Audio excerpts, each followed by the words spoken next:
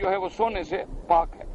یقبض القسط ویرفع الیہ عمل النار، وہی اونچا کرتی ہیں وہی نیچا کرتی ہیں، اسی کے بعد عمل دن کے اور رات کے پہنچائے جاتے ہیں۔ حجابہ النور، اس کے پردے جو ہیں نور ہے یا نار۔ لو کشفہ لاحرقت سبحان وجی مانتے رہے بس من خلقہ، اللہ پاک اگر اپنے اس حجاب کو ہٹا دیں تو جہاں تک بصر جائے گی وہاں تک سب مخلوق جل جائے گی۔ وفي الكتب المتقدمة ان الله تعالى قال موسى لما سأل الرؤيا يا موسى انه لا يراني حي الا مات ولا يابس الا تدهده اي تدعسر قال تعالى، جیسے کہ اللہ پاک نے موسیٰ علیہ السلام سے فرمایا جب موسیٰ علیہ السلام نے کہا ان رب ارنی انظر الیک، اللہ نے فرمایا موسیٰ علیہ السلام مجھے کوئی نہیں دیکھ سکتا، کوئی زندہ دیکھے تو مر جائے گا، کوئی سوکھا دیکھے تو وہ بھی کانپ جائے گا، وہ بھی گر جائے گا۔ اس لیے فلما تجلی ربہ للجبل جعلہ دکا وخر موسیٰ صاعقا فلما افاق قال سبحانک تبت الیک وانا اول المؤمنین، جب میرے رب نے پہاڑ پہ تجلی ڈالی جعلہ دکا، اس کو ریزہ ریزہ ہو گیا پہاڑ، موسیٰ علیہ السلام گر گئے۔ اور ہمارے مولوی دیکھیں ماشاءاللہ کتنے چالاک ہیں، یہ کہتے ہیں یہ جو سرما ہے نا سرما یہ اسی پہاڑ کا ہے، وہ جو اللہ کی تجلی ہوئی تھی نا، اللہ کا نور جو پڑا تو اس پتھر کو جب ہم آنکھوں میں ڈالیں گے ہمارا نور بڑھ جائے گا نا، جوڑ لگانے کے تو بادشاہ ہے نا مولوی۔ انا للہ و انا الیہ، پتہ نہیں وہ سرما یہ مولوی لے آئے یا موسیٰ علیہ السلام لائے تھے، کم از کم یہ تو ڈھونڈتے نا کہ وہ سرما کون لے آیا۔ موسیٰ علیہ السلام تو بے ہوش ہو گئے، اٹھے تو توبہ کر دی کہ اللہ میاں میں ان کا سوال بھی نہیں کروں گا بس، لیکن انہوں نے ماشاءاللہ سرما بنا لیا کہ وہی کوہ طور کا پہاڑ جب ریزہ ریزہ ہوا وہی سرما ہے جو مولوی بیچتا ہے۔ بس بھائی پیسے کمانے کا ڈھنگ ہے، کوئی زمزم ڈال کے بیچتا ہے، کوئی کوہ طور کا پتھر ڈال کے بیچتا ہے سب یہی بیچنے لینے والا دھندا، کوئی مہنگا بیچتا ہے کوئی سستا بیچتا ہے، کوئی زکوٰۃ کے نام پہ کھاتا ہے، کوئی یتیم خانے کے نام پہ کھاتا ہے، کوئی مدرسے کے نام پہ کھاتا ہے، کوئی تویز کے نام پہ کھاتا ہے، اللہ پر کسی کا عقیدہ نہیں۔ مجھ سے ایک دفعہ غلطی ہو گئی تھی، میں طالب تھا، اب بھی طالب ہیں، اب کون سے مولوی بن گئے، بہرحال یعنی اس وقت پڑھتے تھے، اب بے وقوفی سے پڑھاتے ہیں، ورنہ نہ اس وقت کچھ آتا تھا نہ اب کچھ آتا ہے۔ یہ تو ہمارا بھرم اللہ کا شکر ہے، ان لوگوں نے رکھا ہوا ہے کہ ان کو کتاب نہیں آتی تو میں استاد بن گیا ہوں، تو گاڑی چل رہی ہے، سننے والے جب بے وقوف ہوں تو پڑھانے والا تو خود بخود مولوی ہے نا، ورنہ حال ہمارا پتلا ہے، ہمیں تو ابھی تک یہ ایمانداری کی بات ہے، یہ سمجھتے ہیں ہمیں کہ ہمیں تو ابھی پہلی کتاب بھی نہیں آتی۔ اللہ سمجھ دے دے تو قادر ہے، اس کی مہربانی ہے۔ میں والد صاحب رحمت اللہ علیہ ایک دفعہ، وہ بلوچ آدمی تھے، سردار آدمی تھے، بڑے جلالی طبیعت تھی، بہت زبردست، کسی کی پرواہ نہیں کرتے تھے، الحمدللہ ثم الحمدللہ۔ ساری زندگی انہوں نے قرآن و حدیث کا درس دیا ہے۔ اب بھی اللہ کے کعبے کے سامنے بیٹھ کے میں چیلنج کر سکتا ہوں، کوئی ایک مائی کا لال لے آؤ جو کہے کہ مولوی صاحب نے مجھ سے پیسے مانگے۔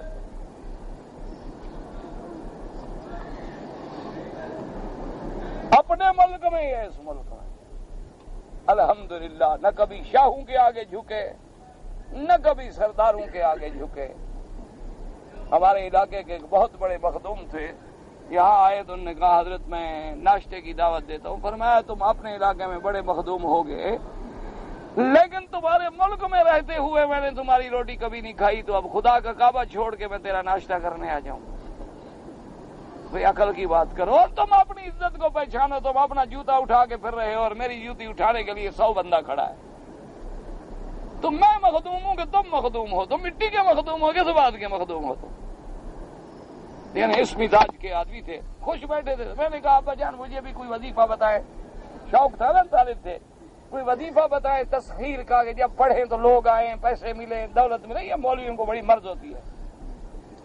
کئی مولوی اسی میں برباد ہو گئے کہ جن تابع کر رہے ہیں، جن تو تابع نہ ہوا اس نے گردن ضرور توڑ دی۔ تابع تو ہوا نہیں، لیکن اللہ کے رحمت سے اس کی گردن توڑ ڈالی ہے، بچوں کو برباد کر دیا، کیونکہ جن ہوتا ہے بے وقوف آدمی، کیوں جن کو تابع کرو، تم خدا کے تابع ہو جاؤ، بات ختم۔ خیر جی، مجھے بھی وہ دماغ میں خلل تھا، میں نے کہا ابا جان کو وظیفہ بتائے، ماشاءاللہ اتنا عرصہ ہو گیا آپ کو، 80 سال بخاری مسلم حدیث تفسیر پڑھاتے، بزرگوں کی صحبت میں رہے، حضرت شیخ الہند کو دیکھا، حضرت خلیفہ غلام محمد دین کو رحمۃ اللہ علیہ کی صحبت حاصل کی، ہمیں بھی کوئی وظیفہ بتائیں تسخیر کا، کو پیسے شیسے ملیں، کو لوگ شوق ہمارے عقیدت مند بن جائیں، موتقد ہو جائے۔ تو بس ایسے لیٹے ہوئے تھے نا، غصے سے اٹھ کے بیٹھ کے کہنے لگا عجیب بات ہے، میں تو سمجھتا تھا میرا بیٹا مولوی بن گیا، تو جاہل ہے۔ بس آنکھیں سرخ ہونے کا، آپ تو ماریں گے، وہ مارتے بھی تھے۔ خیر میں اب کیا کر سکتا تھا، جب کہنے لگے ایک طوائف بیٹھی ہے بازار میں، اللہ کے قانون کو توڑ رہی ہے، لوگوں کو زنا کی دعوت دے رہی ہے، اس کو شراب بھی ملتا ہے، یار بھی ملتا ہے، تم اللہ کی توحید بیان کرو گے، بھوکے مر جاؤ گے۔ بے وقوف آدمی وظیفے پوچھتے ہو؟ قرآن حدیث سے بڑا وظیفہ ہے؟ میں بس قرآن پڑھاؤ، محمد بدری کی حدیث پڑھاؤ، اللہ کی توحید بیان کرو۔ دولت کیا ہے؟ دولت تو اس کو بھی مل رہی ہے جو زانیہ ہے، دولت تو اس کو بھی مل رہی ہے جو شرابی ہے، دولت تو اس کو بھی مل رہی ہے جو کافر ہے، جو سکھ ہے، جو ہندو ہے، جو دشمن اسلام ہے۔ دولت کیا ہے؟ اصل بات ہے کہ رب راضی ہو جائے، بس دعا کیا کریں کہ اللہ راضی ہو جائے، اللہ ہماری مصیبتیں پریشانیاں اپنی رحمت سے دور کر دے، اور جب تک زندہ رہیں کسی بندے کا محتاج نہ کریں، بس دعا کیا کریں۔ اس کے خزانے میں کوئی کمی ہے؟ بس ہاں، اللہ پاک ہم سب کو اگر دے دے تو کتنی کمی آ جائے گی اس کے خزانے میں؟ کوئی نقص آ جائے گا؟ تو کوئی پیسے شیسے کم ہو جائیں گے؟ بلا للہ خزائن السماوات والارض، آسمانوں اور زمینوں کے خزانوں کا وہ مالک ہے۔ اور اس کے بعد فرماتے ہیں وَهَذَا النَّفْيُ هَذَا الْأَصْلُ إِدْرَاكُ الْخَاصِ لَا يَنْفِي الرُّؤْيَا، یعنی احاطہ کر لینا جو ہے وہ الگ ہے، رؤیت الگ ہے۔ یوم القیامت یتجلی لعباد المؤمنین کما یشاء، وَأَمَّا جَلَالُهُ وَعَظْمَتُهُ عَلَى مَا هُوَ عَلَيْهِ تعالی وتقدس وتنزہ فلا تدرکہ الابصار۔ فرمایا قیامت میں اللہ رویت نصیب کریں گے، ہر مومن زیارت کرے گا، اللہ نصیب فرمائے، لیکن اللہ کی عظمت، اللہ کی ذات و حقیقت و کنہ کو کوئی نہیں پہنچ سکتا۔ اس کی ذات بلند ہے، مقدس ہے، اس کی ذات کو کوئی فلہذا کانت ام المؤمنین عائشہ رضی اللہ عنہا تثبت الرؤیت فی الدار الآخرۃ وتنفیہا فی الدنیا۔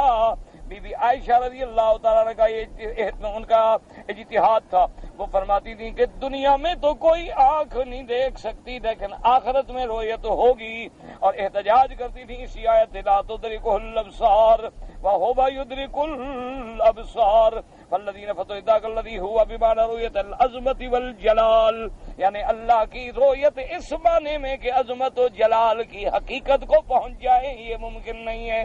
فإن ذلك غير ممكن للبشر ولا للملائكة ولا لشيء وهو يدرك الأبصار أي يحيط بأبصار ما لا هي عليه إنه خلق۔ یہ اسی کی شان ہے کہ اس نے ہر ذرے ذرے کا احاطہ کیا، یعنی ہر ذرے ذرے کو جانتے ہیں کہ اس کی حقیقت کیا ہے، کیونکہ وہ تو پیدا کرنے والا ہے، اپنی مخلوق کو جانتے ہیں۔ اب جناب فرماتی ہیں مفسر رحمۃ اللہ علیہ کما قال تعالی الا یعلم من خلق، کیا وہ نہیں جانے گا جس نے پیدا کیا، تو پھر اور کون جانے گا؟ وهو اللطیف الخبیر وقد يكون بالابصار في المبصرين كما قال في ذات الابصار وهو يدرك الابصار لا يرى شيء وهو يرى الخلائق، یعنی اس کو کوئی چیز نہیں دیکھ سکتی، وہ دیکھتا ہے ساری مخلوق کو۔ وقال ابو العالى في قوله اللطيف الخبير قال اللطيف استخراجها الخبير بمكانها، ہر وہ ایسا لطیف کہ جو کسی کی عقل و کنہ میں نہ آ سکے، یا لطیف بے معنی مہربان، یا ایسا لطیف کہ ہر چیز کے پیدا کرنے والا اور ہر چیز کے مکان و حقیقت کے جاننے والا، خبیر باخبر۔ واللہ اعلم وهكذا كما قال اخوان لقمان فيما وعظ به ابنه يا بني انها ان تكن مثقال حبة من خردل فتكن في صخرة او في السماوات او في الارض يأت بها الله ان الله لطيف خبیر۔ جیسے کہ حضرت لقمان نے اپنے بیٹے کو واعظ کیا، نصیحت کی، فرمایا کہ میرے بیٹے انہا ان تک کوئی چیز مسکال حبۃ من خردل، خردل کے دانے کے بجائے یا اس سے بھی چھوٹی، فتکون فی صخرۃ کسی پہاڑ کے اندر ہو، او فی السماوات آسمانوں میں ہو یا زمین میں، جہاں بھی ہو میرا مالک جانتا ہے، اس کو لائیں گے اللہ تبارک و تعالی، کیونکہ وہ ذات جاننے والی ہے، باخبر ہے، وہی ذات پیدا کرنے والی، ان اللہ لطیف خبیر، واللہ تعالی عالم وعلمہ اتم۔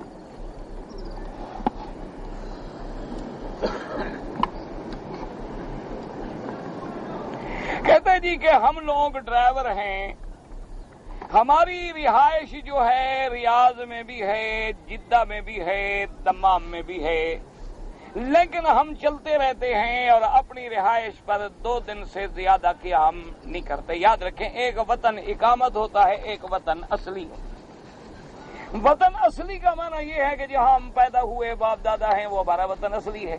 وطن اقامت یہ ہوتا ہے کہ جیسے اب ہم نے یہاں رہنا شروع کر دیا تو یہ وطن اقامت بن گیا۔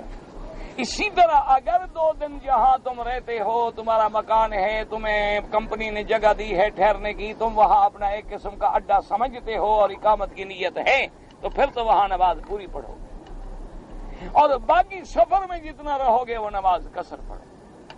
اچھا، لیکن بعض اوقات یہ ہے کہ ایک جگہ ان نے رہنے کے لیے، سونے کے لیے جگہ تو دے دی ہے، لیکن تمہاری نیت کوئی نہیں ہے کہ کوئی میرا گھر ہے، میرا سامان وہاں پڑا ہے یا میں وہاں رہتا ہوں۔ وہ تو آپ تھکے ہوئے آئے، 2 دن کے لیے ریسٹ کیا، جیسے گاڑی والوں کے لیے راستے میں اسٹے بنے ہوتے ہیں، ریسٹ روم بنے ہوتے ہیں، تو اس میں تو پھر بھی تم مسافر ہو، پھر تم مسافر رہو۔ اگر وہاں تمہاری اقامت ہے، نیت اقامت سے رہتے ہو، تو پھر مقیم ہو اور نماز پوری پڑھو گے۔ اگر سفر میں وہی قصر پڑھو گے۔ قصر کا معنی کیا ہے کہ جو نمازیں 4 رکعت ہیں وہ 2 رکعت پڑھی جائیں گی۔ فجر کی نماز 2 رکعت، اسی طرح ظہر 2 رکعت، عصر 2 رکعت، مغرب 3 رکعت، عشاء 2 رکعت، اور سنت اور نفل جو ہیں وہ معاف ہیں۔ البتہ امام ابو حنیفہ رحمۃ اللہ علیہ کے نزدیک وتر واجب ہے، وہ وتر بھی پڑھنے پڑیں گے۔ باقی ائمہ کے نزدیک وتر بھی سنت ہے، اس کے پڑھنے کی بھی ضرورت نہیں ہے۔ لیکن اگر کوئی بندہ سفر میں ہے، لیکن کار ہے، گاڑی ہے، ٹریلر ہے، گاوے پہ بیٹھا ہے 2 گھنٹے 4 گھنٹے، کوئی رکاوٹ نہیں، کوئی تکلیف نہیں، وہ خود پڑھنا چاہے سنت اور نفل تو پڑھ سکتا ہے، منع نہیں، لیکن نہ پڑھے تو گناہ نہیں ہوگا۔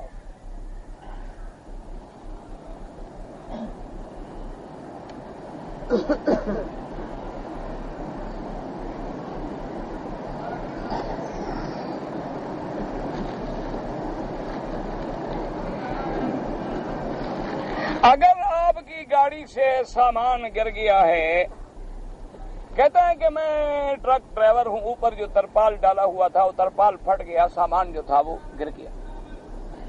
سامان جب گر گیا تو اس سامان کے ساتھ کسی دوسرے بندے کی گاڑی ٹکرا گئی اور وہ بندہ مر گیا، تو انہوں نے یہ میرے ذمہ لگایا اور دیت قائم کی گئی۔ تو بہرحال اگر یہ وہ بندہ مر گیا ہے تو اب تمہیں کفارہ بھی دینا ہوگا۔ جب قاضی نے فیصلہ کیا تو ثابت ہوا تو تم نے دیت دی نا، کہ تمہاری غلطی اس میں ثابت ہوئی ہے۔ اگر تمہاری غلطی نہ ہوتی تو تم سے کبھی دیت وصول نہ کی جاتی۔ جب غلطی ہے تو اب روزے بھی رکھو، کیونکہ اللہ کا حق بھی تو ادا کرو نا۔ صرف دیت ادا کرنے سے تو آدمی کا مسئلہ حل نہیں ہو جاتا، 2 مہینے کے روزے بھی رکھنے ہیں، اس لیے روزے بھی آپ رکھیں۔ اور ایک بات یاد رکھیں کہ اگر اس سامان گرتے ہوئے تو تمہیں پتہ نہیں لگا، لیکن جب تم ترپال ڈال رہے تھے اس وقت کوئی تمہاری غلطی ہے کہ تم نے صحیح نہیں باندھا، یا تمہیں اندازہ تھا کہ یہ کمزور ہے لیکن کیوں باندھ رہے ہو، پھٹ جائے گا راستے میں، تو پھر کیا ہے؟ اگر تمہاری بھی اس میں کوئی نہ کوئی خطا ہے تو لازمی بات ہے اللہ تو جانتا ہے نا کہ کوئی نہ کوئی تو تمہاری غلطی اگر ہے، کہ اگر تم دیکھ لیتے کہ جی یہ ترپال جو ہے پرانا ہے، یہ ہوا لگے گی پھٹ جائے گا، سامان گر جائے گا تو کوئی حادثہ ہو سکتا ہے، لہذا میں اس کو نہیں ڈالتا اور دے دیں۔ تو اس لیے جب قاضی نے یہ فیصلہ کر دیا ہے کہ تمہارے ذمہ خطا، چونکہ بندہ مر گیا ہے لیکن دیت تمہارے ذمہ ڈالی گئی اور پوری خطا تمہارے ذمہ نہیں لگائی گئی، جتنا حصہ خطا کا تمہارے ذمہ لگا ہے بہرحال اتنی دیت تم نے ادا کر دی، اچھا ہو گیا، لیکن اللہ کا کفارہ بھی ادا کریں۔ کوئی آدمی حدود حرم میں میقات کے اندر احرام باندھ کر عمرہ ادا کرے. میقات کے اندر کیا مانا؟ یعنی مکے میں گھر سے باندھ لے پھر عمرہ نہیں ہوگا. عمرے کے لیے ضروری ہے کہ حد حرم سے باہر جائے.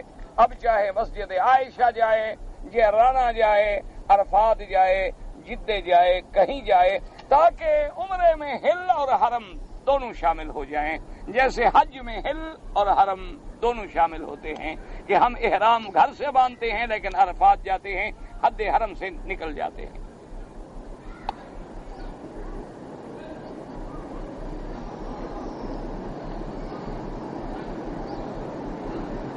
ایک آدمی نے مجھ سے پیسے لیے اور ہمارا معاملہ یہ طے ہوا کہ اس پیسوں سے وہ ایک مشین خریدے گا اور ہر مہینے میں اس مشین کا مجھے کرایہ دے گا اور سال کے بعد وہ سارے پیسے بھی مجھے واپس کر دے گا. کیوں بھائی؟ اسی کا نام تو سود ہے. اور کیا ہے؟ جب تم مشین کا کرایہ لے رہے ہو تو سال کے بعد پیسے کیوں لو؟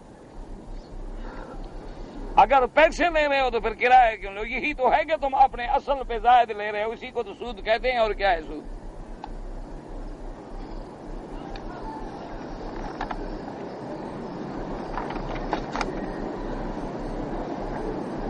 یہ جو ہے نا جی مدینہ منورہ میں وصیت بھیجا، نیند آ گئی، فلاں دیکھا، یہ ہے، ہمیں نہیں پتا، اتنے پرچے چھپا کے تقسیم کرو، نہیں کرو گے تو بدلہ بھر جائے گا. قرآن آج تک تم نے تقسیم نہیں کیا، جی رہے ہو، تو پیر کے پرچے بھی تقسیم نہیں کرو گے تو بچ جاؤ.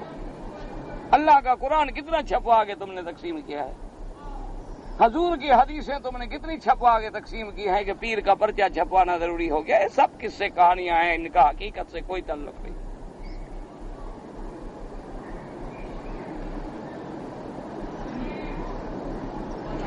میں نے سنا ہے کہ جو شخص کعبۃ اللہ میں داخل ہو اور پہلی نظر پڑے دعا مانگے تو قبول ہوگی.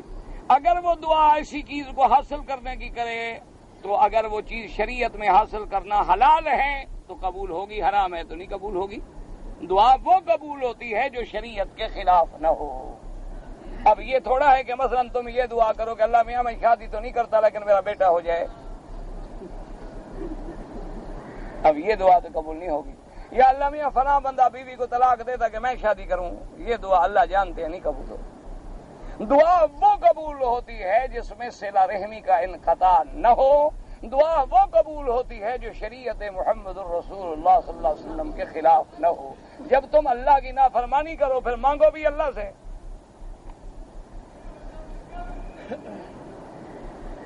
حضور پاک اپنے صحابہ کے ساتھ مذاق بھی فرماتے تھے، ہاں فرماتے تھے، لیکن ایسا مذاق جو حدود سے تجاوز نہیں کرتا تھا. یعنی مذاق ہوتا تھا لیکن بڑا سلجھا ہوا مذاق ہوتا تھا، ایسی بات نہیں ہوتی تھی.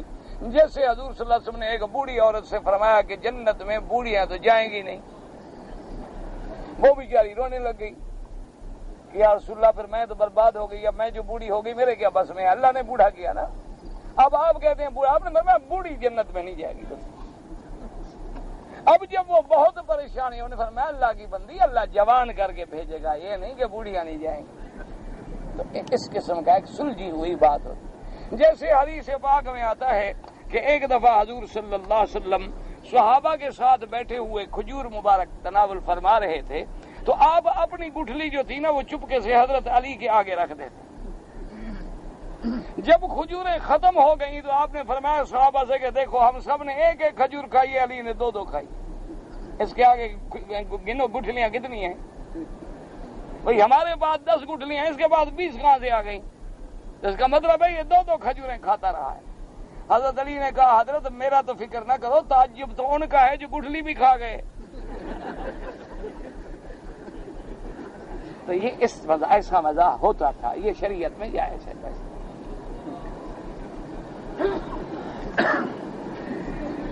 میں فجر کی نماز کھڑی ہو گئی اور نماز میں شامل ہو گیا. میں نے 2 سنتیں نہیں پڑھی، تو اب نماز کے فوراً بعد پڑھ لیں یا سورج کے بعد پڑھ لیں کوئی بات نہیں.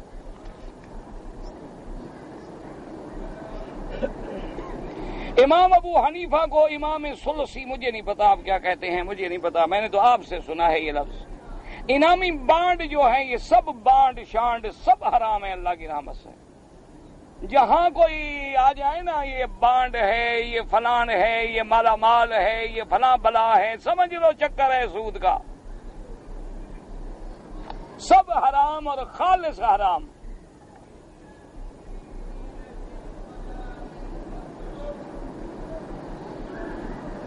اگر امام مسجد کو ایک کمیٹی 100 پاؤنڈ تنخواہ دیتی ہے لیکن ریکارڈ میں 50 پاؤنڈ ظاہر کرتی ہے تاکہ وہ گورنمنٹ سے سرکاری الاؤنس حاصل کر سکے تو دونوں جھوٹ بول رہے ہیں نا.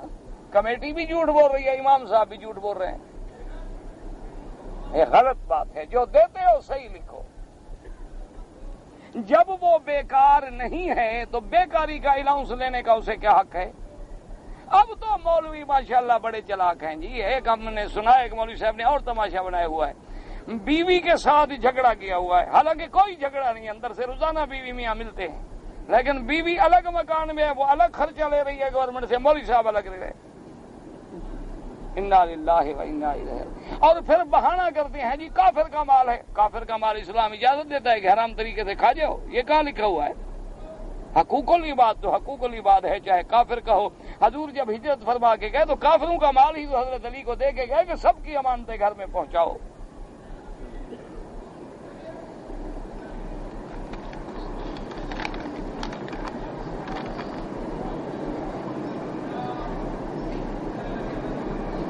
طواف جو ہم کرتے ہیں ہمیں انکار نہیں ہے, لیکن آخر اس میں حکمت کیا ہے؟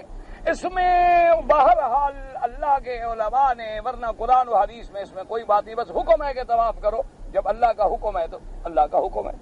جیسے کوئی آپ سوال لکھنے والے سے پوچھے کہ جی آپ کے پیدا کرنے میں کیا حکمت ہے, اگر آپ پیدا نہ ہوتے تو خام خواہ پرچی بھی نہ لکھتے. تو ایک لیکن بال بزرگوں نے حکمت لکھی ہے کہ آسمان بھی اللہ نے 7 بنائے ہیں اور زمینیں بھی اللہ نے 7 بنائی ہیں, اور انسان سجدہ بھی 7 اعضاء پہ کرتا ہے. تو اللہ نے 7 چکر رکھے ہیں کہ ہر جگہ گھوم کے دیکھ لو کہ اللہ کے سوا کوئی نہیں.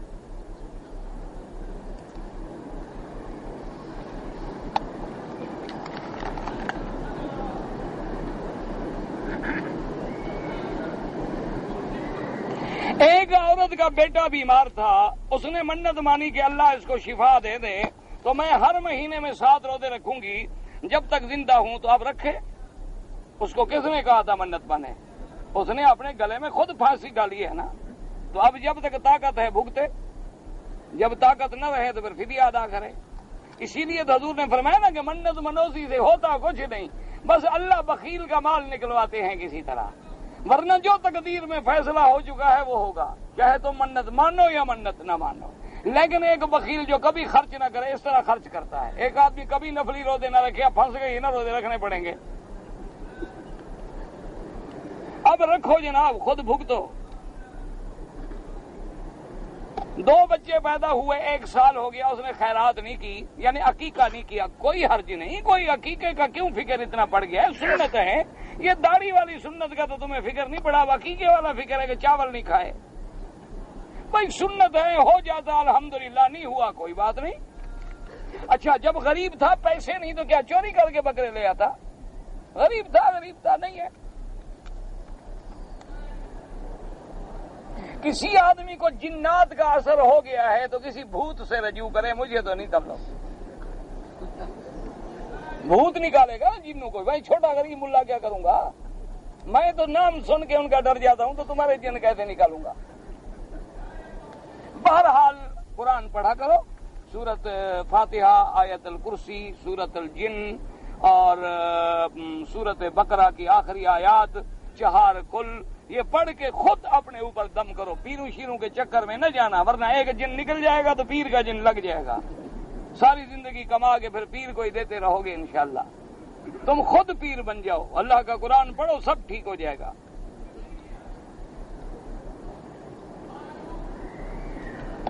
ایک آدمی حج پہ گیا بیوی کے ساتھ, پاؤں میں کانٹا لگ گیا, کوئی بات نہیں, کچھ نہیں. اگر اس کو تمبو لگ گیا, کوئی بات نہیں, کچھ بھی نہیں ہوتا.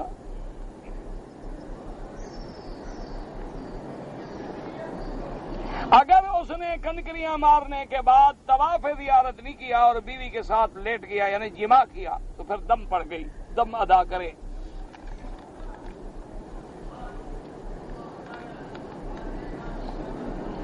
اگر عورتیں ایئرپورٹ سے احرام باندھ کے آئیں, احرام میں عورت کا چہرہ کھلا ہونا ضروری ہے بالکل, لیکن اگر سامنے بندے نہ ہوں, اگر بندے سامنے ہوں تو پھر عورت جو ہے چہرہ ڈھانپ سکتی ہے، اپنے چہرے پہ کپڑا ڈال سکتی ہے۔ اگر آگے کوئی بندہ نہیں بیٹھا ہے تو کپڑا اٹھا لے، بندے بیٹھے ہیں تو ڈال لے، بس کوئی مسئلہ نہیں۔ واللہ تعالی عالم علمہ اتم۔ یا الہ، ایک عورت عدالت سے تنسیخ نکاح کرا لی، عدالت کا اگر انگریزی قانون پہ ہے تو کوئی اعتبار نہیں، اگر اسلام کی عدالت ہے تو پھر ٹھیک ہے۔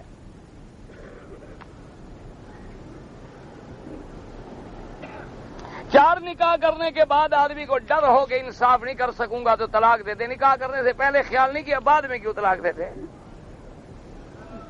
اللہ کے بندے عدل کرے، انصاف کرے، طلاق کیوں دیتے؟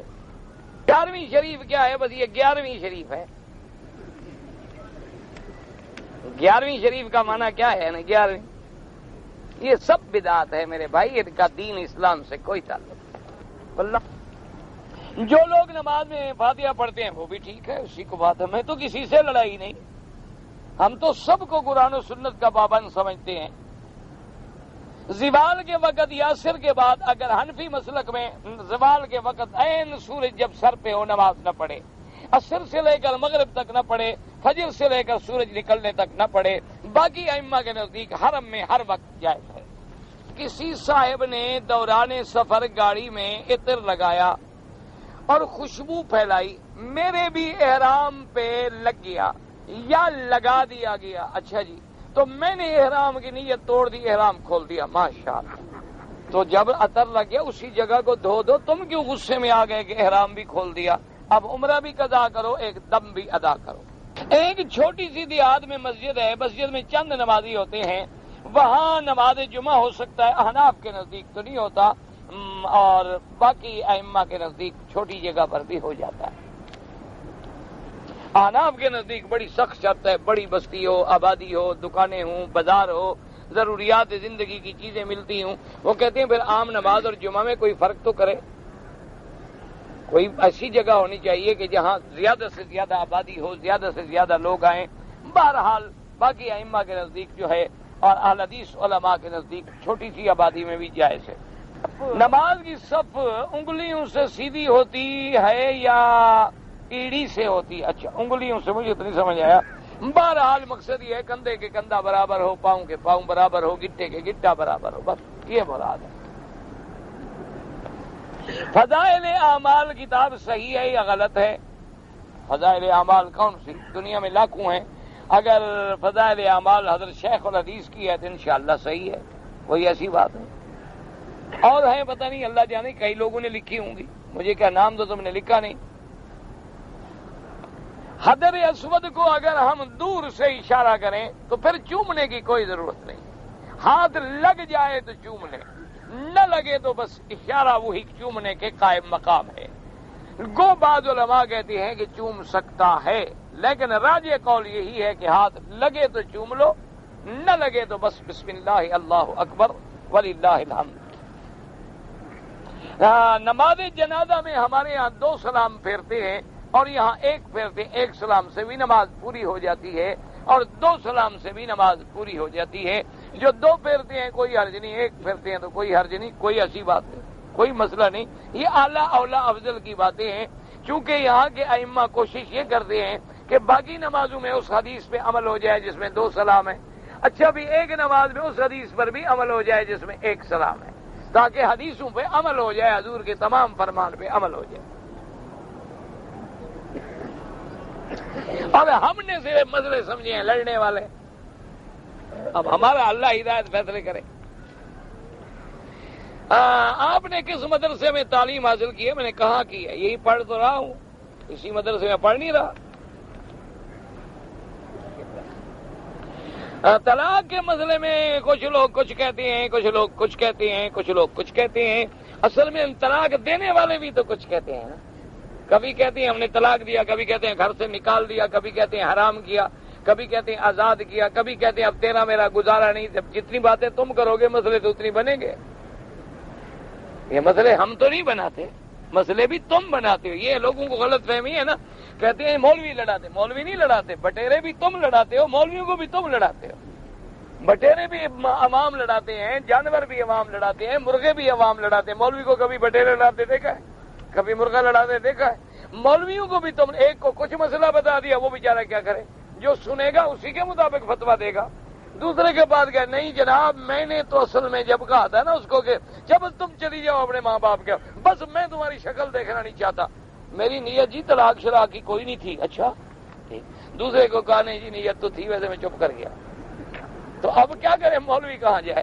اس لیے طلاق کا مسئلہ اپنے علاقے کے عالم سے پوچھو. ایک, اگر مکے میں رہتے ہو تو دارالافتاء سے رجوع کرو. اللہ کا یہ قول ہے, الغیبت اشد من الحدیث, حدیث نہیں گزری میری نظر سے.